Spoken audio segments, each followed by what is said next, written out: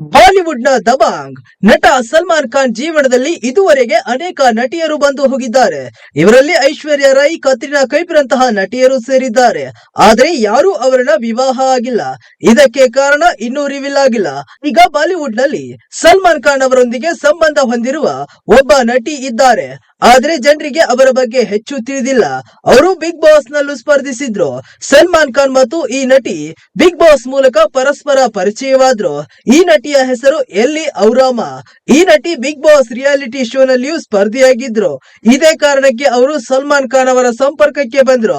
ನಟಿ ಎಲ್ಲಿ ಈಗ ಪ್ರಸ್ತುತ ಸುದ್ದಿಯಲ್ಲಿದ್ದಾರೆ. ಈ ಹಿಂದೆ ಎಲ್ಲಿ ಇದು ಕೇವಲ ವದಂತಿಗಳು ಮತ್ತು ಸಲ್ಮಾನ್ ಖಾನ್ ಜೊತೆ ತನಗೆ ಯಾವುದೇ ಸಂಬಂಧವಿಲ್ಲ ಎಂದು ಹೇಳಿದ್ರು.